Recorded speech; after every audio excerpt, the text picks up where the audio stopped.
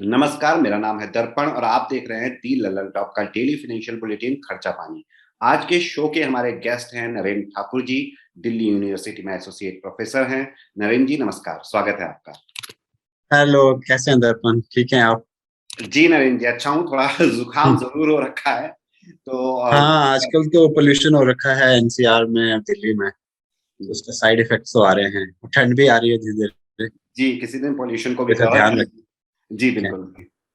नरेंद्र जी, हाँ। आज का हमारा खर्चा पानी बेसिकली 3 सेगमेंट्स में डिवाइडेड है। पहला है पीएम नरेंद्र मोदी द्वारा बैंकिंग सेक्टर पे की गई टिप्पणी, दूसरा है पेटीएम की लिस्टिंग से जुड़ा, और तीसरे सेगमेंट में हम बात करेंगे वर्ल्ड बैंक और भारत के रिश्ते की। नरेंद्र जी, पहले सेगमेंट में चलते हैं, इसमें हम 2 खबरों पर बात करेंगे। पहले पीएम मोदी के बयान के बारे में, creating synergies for seamless credit flow and economic growth. ये एक कॉन्फ्रेंस हो रही थी जिसमें बात करते हुए उन्होंने कहा कि पिछले 6-7 सालों के रिफॉर्म्स ने बैंकिंग सेक्टर को आज की डेट में मजबूत बना दिया है। मतलब 6-7 साल, मतलब जब से वो सत्ता में आए हैं। आपका इस पर ओपनिंग रिमार्क। अ, अ, ठीक है, बैंकिंग सेक्टर का थोड़ा इम्प्रूवमेंट तो है कि जो एनपीए है, नॉन परफॉर्मिंग एसेट्स हैं, वो कम हुई है। जो कि लगभग पहले 10% थी, अब वो 8% बोल रहे हैं, आरबीआई भी कह रही है। तो वो पॉइंट तो है, लेकिन हमें ये भी नहीं भूलना चाहिए एक लेवल पे दर्पण, कि जो एनपीए है वो इंक्रीज करने के लिए, मतलब इंक्रीज हो रहा है, ये भी डेटा आ रहा है, आरबीआई ये कह रहा है। और दूसरा, जिस रिफॉर्म्स की वो बात कर रहे हैं, वो रिफॉर्म्स यदि प्राइवेटाइजेशन वाले रिफॉर्म्स हैं, तो उसका साइड इफेक्ट्स बहुत ज्यादा हैं और इसको समझने की जरूरत है। और ये हमें ये भी नहीं भूलना चाहिए दर्पण कि किसी टाइम 27 हमारे जो थे पब्लिक सेक्टर बैंक्स थे, अब जो है 12 रह गए हैं। तो उस लेवल पे भी कहीं ना कहीं स्थिति डामाडोली है पब्लिक सेक्टर बैंक्स की। और यदि प्राइवेटाइजेशन उसका हल है, तो मुझे उस पे कुछ कहना है कि फिर जो एम्प्लॉयज हैं उनका क्या होगा, और जो एनपीए है उनका क्या होगा। तो ये चीजें देखने वाली है, क्रिटिकल है आने वाले दिनों में। नवीन जी, जब आपने मुझे ये स्टोरी भेजी तो मैं इसको पढ़ रहा था।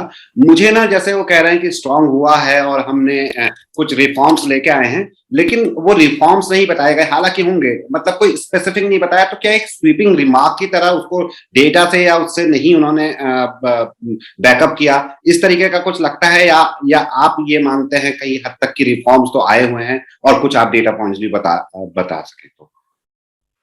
मुझे मतलब मैंने उसको डिटेल न्यूज को देखा और उनके स्टेटमेंट को भी। तो एक वो बात कर रहे हैं कि अब हमें जॉब क्रिएटर्स को लोन देने होंगे, या जो बिजनेस सेक्शन है, स्मॉल स्केल इंडस्ट्रीज, उनको लोन देने होंगे। लेकिन जॉब क्रिएटर के पास जॉब नहीं है और लोन देके कितना होगा, वो देखने वाली बात है। कितना लोन लेके वो बिजनेस कर सकते हैं, जबकि यहाँ पे अभी भी डाउनफॉल है कोविड-19 पैंडेमिक में, या मोनेटाइजेशन डिमोनेटाइजेशन में जो इश्यूज आए थे, या जीएसटी के बाद।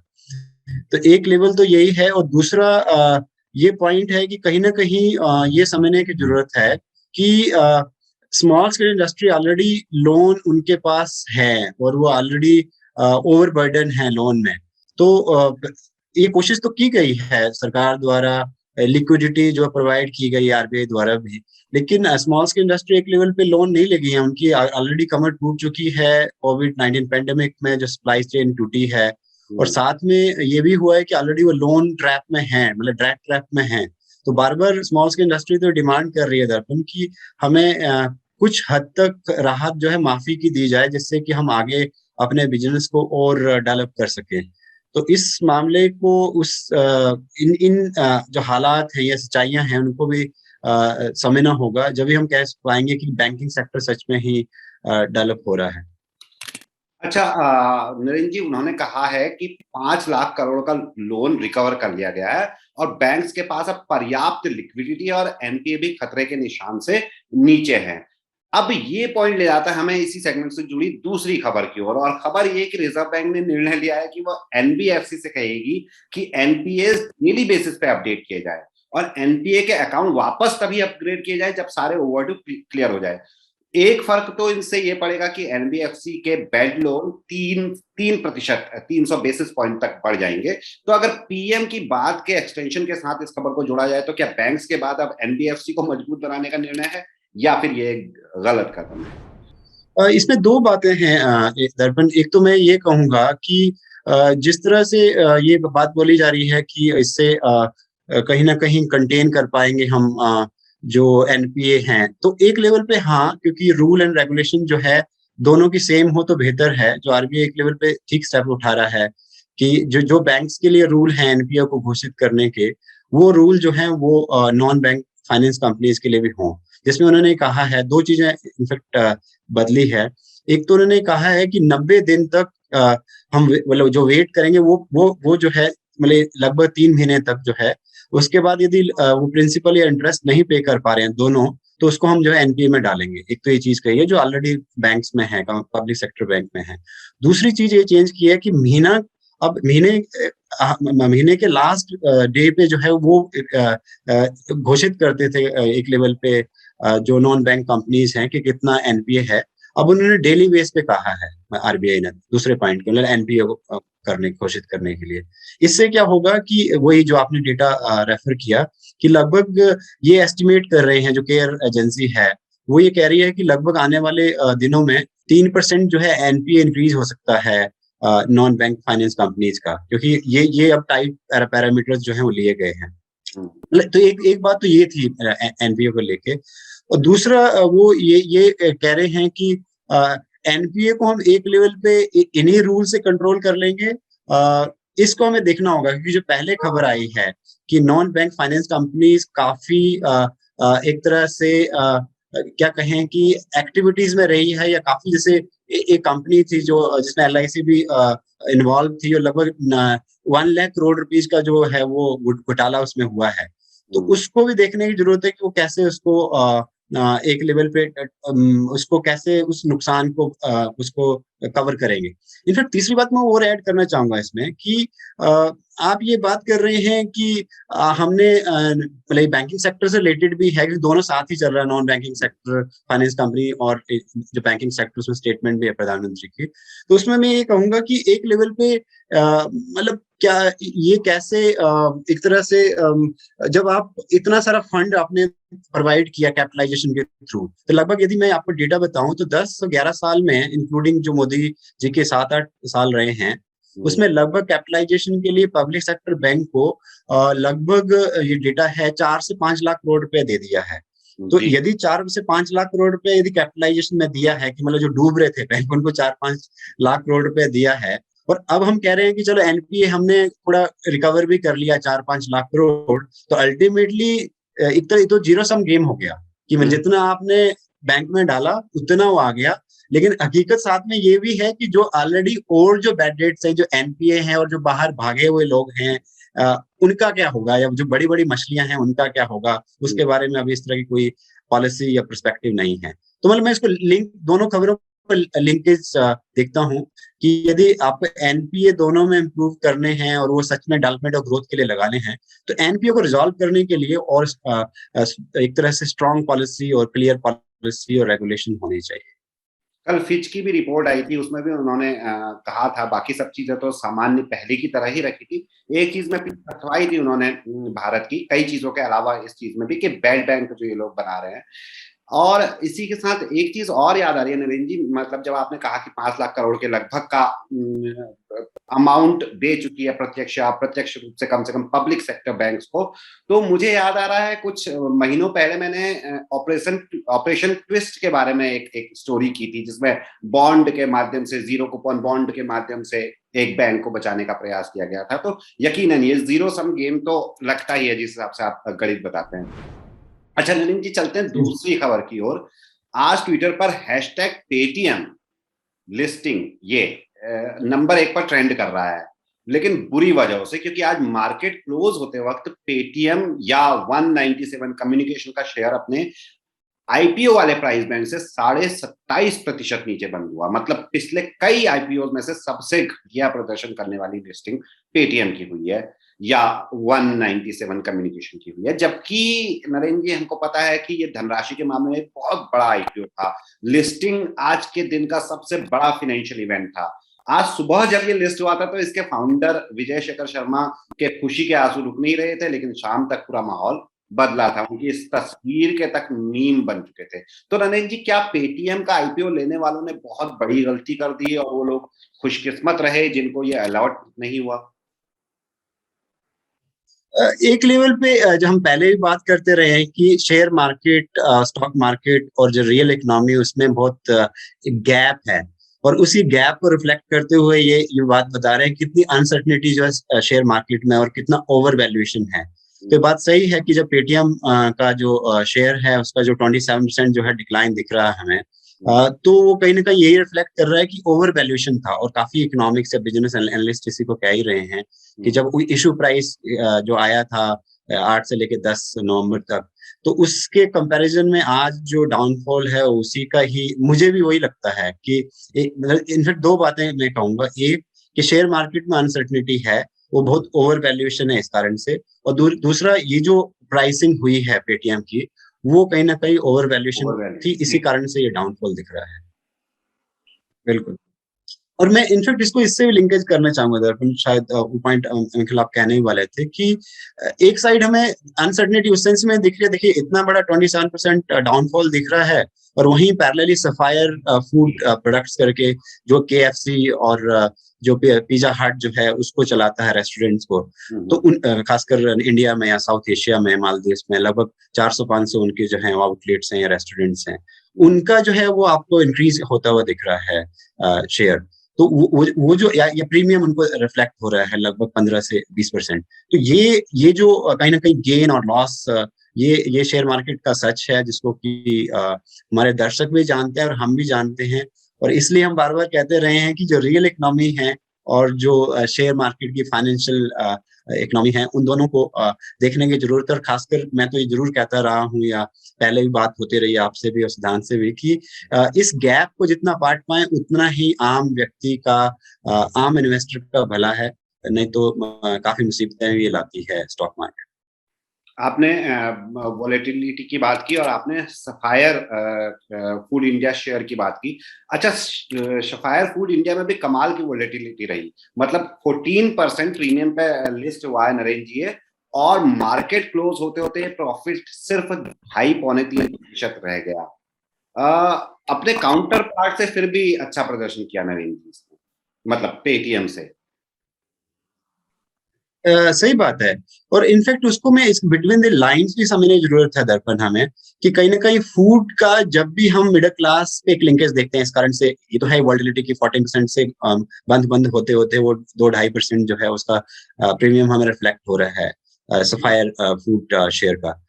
लेकिन वही वॉलेटिलिटी जो है, बिल्कुल आप सही कह रहे हैं कि 27% जो सुबह जो है पेटीएम का शेयर जो था वो डाउनफॉल हो रहा था एनएससी और बीएससी में 14, 15, 20% तक टच किया था। और इनफैक्ट अच्छा आपने डेटा देखा है, वो चलते चलते अभी जो है 4 बजे वो 27% जो है डिक्लाइन है। बिल्कुल ये वॉलेटिलिटी है और ये रियलिटी है स्टॉक मार्केट। एक चीज और भी, मतलब मुझे एज अ रिटेल इन्वेस्टर कचोटती है कि जैसे ना इसमें केवल आईपीओ ही नहीं थे पेटीएम में। अगली खबर में चलने से पहले ये थोड़ा सा आपसे राय जानना चाहूंगा, इसमें ओएफएस भी थे नरेंद्र जी। तो उनको तो जो भी उन्होंने अपने शेयर बेचे ओएफएस, वो तो जो लिस्टिंग हुई थी, मतलब सॉरी जो आईपीओ का रेट था 2100 समथिंग, उतने में ही हुई। तो वो तो अपना जो जिसे कहते हैं माल पर्याप्त रूप से बेच के निकल गए, मतलब काफी बड़े अमाउंट में, कुछ बचा भी होगा। तो और अभी कुछ दिनों पहले, कल की बात है इनफैक्ट, एंकर जो इन्वेस्टर्स हैं उनके बारे में भी एसबीआई ने बोला, सेबी ने बोला था कि आप जो है अगले मतलब 1 महीने तक पहले निकाल, 1 महीने के भीतर निकाल, 1 महीने के पूरा होने के बाद आप अपने शेयर बेच सकते हैं, लेकिन आप उसको 90 दिन करने का है। तो वोलेटिलिटी कम करने के सेबी या जितनी भी नियामक संस्थाएं वो प्रयास तो कर रही है, लेकिन स्थिति इस वक्त शेयर मार्केट की थोड़ा सा तो गड़बड़ है, ये कहा जा सकता है नरेंद्र जी। बिल्कुल, इसलिए इसलिए ये समझना बहुत जरूरी है कि यदि फाइनेंस को आप रियल इकोनॉमी और प्रोडक्शन के साथ दर्पण लिंक नहीं करेंगे तो ये स्थितियां तो बनती रहेंगी। तो ये 62,000 भी टच करेगा सेंसेक्स, और वो धड़ाम से जो है वो 55 पे या 50 पे भी आएगा। तो ये रिफ्लेक्शन जो है हमें समझनी होगी, और उसमें बिल्कुल आप ठीक रिफ्लेक्ट कर रहे हैं कि उतना ही रोल रेगुलेटर्स का बन जाता है, चाहे वो आरबीआई है, सेबी है या मिनिस्ट्री ऑफ फाइनेंस है। उनको देखना होगा, और वो लिंकेज क्रिप्टो करेंसी से भी होता है और वो लिंकेज है। तो इन हमने चीजों को मंडे को यदि बात। आप यदि बिल्कुल उस पे की भी है, तो गवर्नेंस का इश्यू और रेगुलेशन का बहुत इंपॉर्टेंट है, और जिससे कि हम कस्टमर्स को और इन्वेस्टर्स के इंटरेस्ट को प्रोटेक्ट कर पाएं, और बीच में खासकर जो ट्रेडर्स हैं उनको कहीं ना कहीं कंटेन कर पाएं, तो अच्छा रहेगा। चलते हैं तीसरी खबर की ओर। भारत वर्ल्ड बैंक का दुनिया का सबसे बड़ा रेमिटेंस लेने वाला देश बन गया है। 87 अरब डॉलर का रेमिटेंस ले चुका है। ये क्या रेमिटेंस क्या होता है, थोड़ा इसको एक्सप्लेन करें नरेंद्र जी, और ये किस हिसाब से अच्छी खबर है, या फिर क्या इससे सचेत होना चाहिए? दरअसल रेमिटेंसेस वो होते हैं, या इस तरह का पैसा है जो भारतीय लोग हैं, एनआरआई जो हैं, वो बाहर रहते हैं, जैसे मिडिल ईस्ट में रहते हैं, सऊदी अरेबिया में या यूएई में, हाँ, या ईरान में या कतर में, या मतलब कहीं पे ऑस्ट्रेलिया में, सिंगापुर में, इंडोनेशिया में, अमेरिका में, ब्रिटेन में, वहां से जो अपने परिवारों के लिए जो अपना जो पैसा भेजते हैं वो, और वो पैसा जो है बेसिकली अपनी जिंदगी की रोजमर्रा की जो जरूरतें हैं उसके लिए इस्तेमाल होता है, या फिर ये कहें कि शादी के लिए, बच्चों की शादी के लिए, या अभी कोविड-19 में काफी इन चीजों का यूज हुआ, क्योंकि काफी क्राइसिस में थी, लोग जो हैं, तो ऑक्सीजन के लिए जो है लोगों ने उस पैसे को यूज किया, मतलब उनके जो रिश्तेदारों ने या फैमिली मेंबर्स ने भेजा। तो ये अच्छी खबर है कि कोविड-19 पेंडेमिक में, मतलब 2020 में दरअसल वो जो है वो कम हो गया था, रेमिटेंसेस इंडिया में जो आ रहा था। इसमें हाईएस्ट है, मतलब पूरी दुनिया में यदि कंपेयर करें तो सबसे ज्यादा जो रेमिटेंसेस जो इंडिया में आते हैं, और दूसरा नंबर जो है वो चाइना का है। तो इसलिए वो अच्छी खबर है, और वो मैं कह रहा था कि जो आपने कहा है 87 जो है बिलियन डॉलर जो है वो आए हैं, जो कि घट के 2020 में, 2021 का डेटा है, और 2021 में वो 83 हो गया था, मतलब कम हुआ था, 83 था, अब जो है 87 हो गया है। और ये भी एस्टिमेट किया जा रहा है, वर्ल्ड बैंक का डेटा है, और वर्ल्ड बैंक ये कह रहा है कि आने वाले सालों में, मतलब 2022 में ये लगभग 90 बिलियन डॉलर टच करेगा, 90, हाँ, बिलियन डॉलर जो है वो टच करेगा। तो ये अच्छी खबर है कि कम से कम जहां जब ये लग रहा है इंडिया में कि जीडीपी ग्रोथ जो है कम हुई है, लोगों का अनएम्प्लॉयमेंट इंक्रीज किया है, और per capita income, even wage loss हुआ है, लोगों की नौकरियां गई हैं, और उस कारण से आय भी कम हुई है काफी लोगों की, खासकर सेकंड वेव के बाद या सेकंड वेव में। तो यदि ये फॉरेन से, विदेशों से यदि भारतीय वहां रह रहे हैं और पैसा भेज रहे हैं, तो आम लोगों की जिंदगी में उसका तो अच्छा असर ही होगा। चाहे जैसे केरला में बहुत सारे लोग, केरला के काफी लोग जो हैं वो बाहर रहते हैं। आजकल तो यूपी और बिहार के लोग काफी मिडिल ईस्ट में काम करने के लिए जाते हैं। ये जरूर है कि उस टाइम, क्योंकि काफी रिस्ट्रिक्शन भी आई, और एक लेवल पे ये भी प्रॉब्लम आई थी, दरअसल वहां पे न्यूज भी आ रही थी कि उनकी ट्रीटमेंट अच्छी नहीं हुई थी, काफी लोगों को तो भागना पड़ा था वहां से। एक लेवल पे गवर्नमेंट ऑफ इंडिया ले आई थी वंदे मातरम स्कीम में, जहाजों में। तो इस कारण से उनकी जो वहां की जो आय है वो वहीं रह गई, उनके एम्प्लॉयर ने नहीं दी, खासकर मिडिल ईस्ट में जो भारतीय लोग काम कर रहे थे। और अब जाने के लिए भी उस तरह से प्रयास गवर्नमेंट कर रही है, लेकिन अभी उसमें प्रयास करना और बाकी है। नरेंद्र जी, रेमिटेंस रेमिटेंस सॉरी को क्या आसान भाषा में, बहुत जनरलाइज्ड वे में, क्या इंटरनेशनल मनी ऑर्डर की तरह कुछ कहा जा सकता है या नहीं? ये थोड़ा सा अलग है, मैं थोड़ा सा इसको और समझना सीधी सीधी बात कहें, बिल्कुल सीधी बात ये कहें कि ये भारतीयों, जो भारतीय बाहर कमा रहे हैं, उस कमा के जो जब वो भारत में भेजते हैं पैसा, वो है ये, है ना। एक तो भाई इंडिया में कमा रहे हैं, तो वो तो जीडीपी में आ ही जाता है, ग्रॉस डोमेस्टिक प्रोडक्ट, तो राष्ट्रीय आय में आ जाता है। और साल शब्द में कहें, जो वहां कमा रहे हैं, वहां कमा के अपना खर्चा जितना कर लिया, उसके बाद जो बचा पैसा उनका, या जितना भी बचा पा रहे हैं, वो अपने घरों में भेजते हैं, अपने परिवार में भेजते हैं, परिवार को या रिलेटिव्स को भेजते हैं। तो वो वाला पैसा, और वो पैसा इंक्रीज किया है। जबकि जनरली ये खबर आ रही थी कि काफी लोग बाहर, खासकर मिडिल ईस्ट से आ गए थे, क्योंकि वहां पे रेजिडेंट तो बन नहीं सकते मिडिल ईस्ट में इंडियंस जो हैं, तो मजबूरी में वो आए थे। तो उसके बावजूद हमें लग रहा था कि नहीं, 83 बिलियन डॉलर जो हो गया था 2020 में, 2021 में लग रहा था कि हाँ, ये 83 से मुझे लगता है कि 80 के नीचे तो नहीं चला जाएगा, ये हमें भी डर लग रहा था। शुक्र है कि लोग, इसका मतलब है कि बाहर भी गए हैं, और कुछ कुछ लोग दोबारा वहां पे लोगों ने ज्वाइन की है जॉब, और उसका इम्पैक्ट जो है पॉजिटिव दिख रहा है।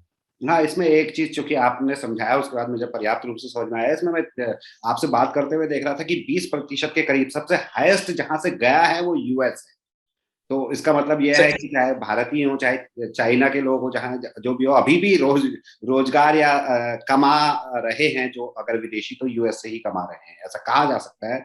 मैं जानना चाहूंगा आपसे। सही में, मतलब ये बात सही है कि जितना ये जो $87 बिलियन आ रहा है 2021 में, वो 20% जो है वो आप ठीक बोले अमेरिका से आ रहा है, कि जो हिंदुस्तानी वहाँ काम कर रहे हैं, रहते हैं। ये बात सही है कि कुछ जाते तो जैसे जो खासकर अमेरिका में रहते हैं वो ज्यादा एक तरह से कहें कि हाई स्किल्ड लोग हैं, मतलब एक तरह से बहुत ज्यादा पढ़े लिखे लोग हैं और वहीं रुक जाते हैं, या स्टूडेंट्स जाते हैं तो इनफैक्ट स्पेंड भी वो करते हैं वहाँ पैसा जाके। लेकिन जो वहां पे जो लो स्किल्ड है, मीडियम स्किल्ड है, जैसे कारपेंटर, इलेक्ट्रिशियन, ये लोग जो है ज्यादा मिडिल ईस्ट में जा रहे हैं। कंस्ट्रक्शन वर्कर्स जो हैं वहां वहां जा रहे हैं। वो तो वहां पे उनकी फैमिलीज तो है नहीं, जो अमेरिका जा रहे हैं उनकी फैमिली तो जनरली वहीं है। तो इसलिए ज्यादा लगभग 50% जो हिस्सा है इसका, मतलब 87 में से लगभग $50 बिलियन जो है वो मिडिल ईस्ट से आता है इंडिया में। तो इसके लिंकेज बहुत है, और उससे ये भी स्टडीज हुई हैं या लोगों को पता ही है कि उससे कहीं ना कहीं जो पॉवर्टी है वो कहीं ना कहीं कम होती है, मतलब रेमिटेंसेस यूज करते हैं उनसे कम होती है, और लोगों का जो उपभोग का स्तर है वो बढ़ता है, और स्टैंडर्ड ऑफ लिविंग बेहतर होती है। बहुत बहुत शुक्रिया नरेंद्र जी, रेमिटेंस वाली क्लास के लिए और ये मुझे और दर्शकों को क्लियर करने के लिए शुक्रिया फिर से। तो ये था आज का खर्चा पानी। दर्शकों, मिलते हैं कल, तब तक के लिए विदा। धन्यवाद।